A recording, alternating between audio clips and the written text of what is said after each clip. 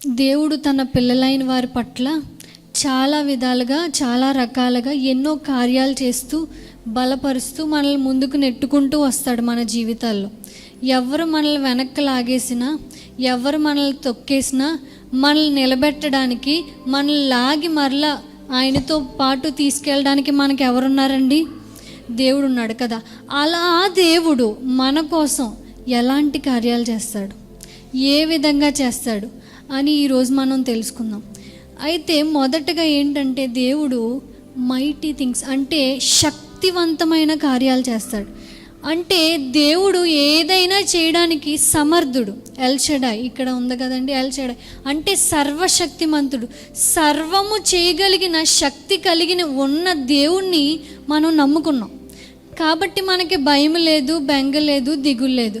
చాలామంది బయట చూస్తే బాధ వస్తే చెప్పుకోవడానికి ఎవరు ఉండరు, లేక చెప్పుకోవడానికి మనుషులు లేక చనిపోయిన వాళ్ళు అనేక మంది ఉన్నారు. ఇప్పుడు ఏమైనా కష్టం వస్తే ఇది ఎలా తీరుతుంది అని ఒక ప్రశ్న కింద మిగిలిపోయిన జీవితాలు ఎన్నో ఉన్నాయి.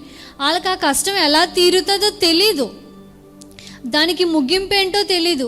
ఏదైనా ప్రాబ్లం, ఒక సమస్య వస్తే దానికి పరిష్కారం ఏంటి అది తెలియదు ఎవరికి. కానీ మనకు సమస్య వస్తే ఎవరండి మన పరిష్కారం? దేవుడే. మనం ప్రార్థన చేస్తే వింటాడు దేవుడు, నా దేవుడు కార్యం చేస్తాడు అనే ఒక విశ్వాసం. అంత గొప్ప దేవుణ్ణి మనం నమ్ముకున్నాం కదా. ఆ గొప్ప దేవుడు అంట శక్తివంతమైన కార్యాలు మన కోసం చేస్తాడంట.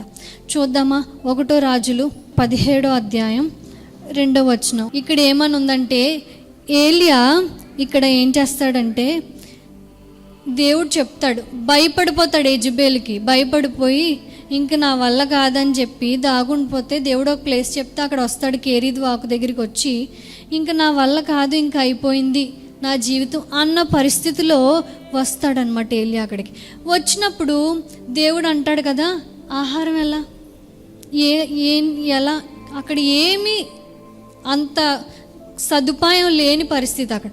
కానీ దేవుడు ఒక కార్యం చేశాడు. ఏంటో తెలుసా? కాకితో ఆహారాన్ని, రొట్టె మాంసం, ఒక పూట 2 పూటలు ఎన్ని రోజులు పంపించాడు అలా కదా. అలా దేవుడు శక్తివంతమైన కార్యం. అంటే ఆ కోణంలో జరగదు అంటే ఇలా కూడా జరుగుతుందా, ఇలా కూడా అవుతుందా అని నువ్వు ఊహించవు చూసావా, నువ్వు అనుకోవు చూసావా, అలా దేవుడు నీ జీవితంలో కార్యం చేస్తాడు. ఏలియా జీవితంలో చేశాడు. ఏలియా అనుకుని ఉండడు, వెధవరాలనిచ్చి పోషించాడు, ఓకే అది పర్లేదు. కానీ ఇక్కడ కాకితో పోషించడం ఏంటి? అసలు కాకి ఏదైనా దొరికితే చాలు పట్టుకెళ్ళిపోదాం అని చూస్తుంది. ఏదైనా ఉంటే చాలు వెంటనే వచ్చి ఏదో ఒకలాది తినడానికి ట్రై చేస్తుంది. ఏదో ఒకలాది పెట్టే గుణం దానికి ఉండదు, కానీ ఉన్నాయి పట్టుకెళ్ళిపోయేది. కానీ అలాంటి కఠినత్వమైన కాకితో దేవుడు తినకుండా ఏలియాకి ఆహారం పంపడం ఎంత అద్భుతం. మనం విని అలవాటు అయిపోయింది, కానీ ఒక్కసారి ఆలోచిస్తే ఎంత అద్భుతం అంటే అది, ఎంత శక్తివంతమైన కార్యం. అలాంటి కాకితో దేవుడు ఆహారాన్ని పంపిన ఏలియాకి నీ జీవితంలో కాకిల్ని దేవుడు తొలగించలేడా? నీ జీవితంలో కాకిల్లా పొడుస్తున్న వాళ్ళని దేవుడు తీసివేయలేడా? ఆ మూతులు విరగొట్టలేడా? దేవుడు శక్తివంతమైన కార్యం నీ కోసం చేయగల సమర్థుడు. నువ్వు ఆయన నమ్మాలి. ఆయన నీ కోసం ఏదైనా చేయగల సమర్థుడు. మనం ప్రార్థిస్తేనంట దేవుడు ఏదైనా చేస్తాడంట. అది ఎలాగో తెలుసా? నీకు అది అవసరమైతే, నీకు అది కావాల్స్తే, నీకు ఇప్పుడే అర్జెంటుగా నీకు కావాలని దేవుడు అనుకుంటే, నీకు అవసరమైతేనంట అది భూమి మీద లేకపోయినా సృష్టించి నీ దగ్గరికి తీసుకొచ్చి పెడతాడంట. అంత గొప్ప దేవుడు, అంత శక్తివంతంగా, అంత శక్తివంతమైన కార్యాలు నీ కోసం చేసే దేవుడు ఉన్నాడని అస్సలు మర్చిపోకు.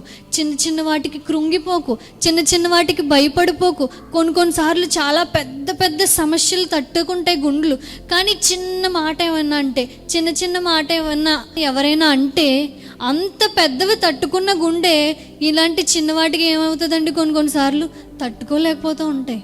కానీ జ్ఞాపకం చేసుకో, నీ దేవుడు శక్తిమంతుడు, నీ కోసం శక్తివంతమైన కార్యం చేయడానికి ఆయన నీ కోసం ఉన్నాడు. ఆయన నీతో చెప్తున్నాడు ఈరోజు, నువ్వు దేనికోసం దిగులు పడుతున్నావో, దేనికోసం బెంగెట్టేసుకుని రాత్రులు ఏడుస్తున్నావో, దేవుడు అంటున్నాడు, ఆ విషయమై నేను పని చేస్తున్నాను, ఆ విషయం మీదే నేను పని చేస్తూ ఉన్నాను నీ కోసం. నీ జీవితంలో ఒక కార్యం చేయాలని, నీ జీవితంలో కూడా నువ్వు ఆనందించే రోజులు నువ్వు చూడాలని, నీ జీవితంలో కూడా అందరూ నువ్వు అనుకుంటున్నావు అందరూ ఆనందంగా ఉన్నారు, నేను ఎప్పుడు ఆనందంగా ఉంటాను, అందరికీ అవుతున్నాయి, వాళ్ళ ప్రార్థనలు అయిపోతున్నాయి, వాళ్ళకి ప్రార్థనలు జవాబు వస్తున్నాయి, నాకే ఎందుకు రావట్లేదని కృంగిపోతున్నావేమో. దేవుడు అంటున్నాడు, నీ జీవితంలో ఒక శక్తివంతమైన కార్యం చేసి నిన్ను తృప్తిపరచబోతున్నాడు. ఎవరైతే కాకులు నీ జీవితంలో ఉన్నాయో వాటన్నిటిని వెలివేసి ఆ కాకి మూతు ముడుచుకునేలా దేవుడు నేను హెచ్చించబోతున్నానని దేవుడు నీతో చెప్తున్నాడు. మొదటిగా ఏంటంటే, దేవుడు మన కోసం శక్తివంతమైన కార్యము చేస్తాడు.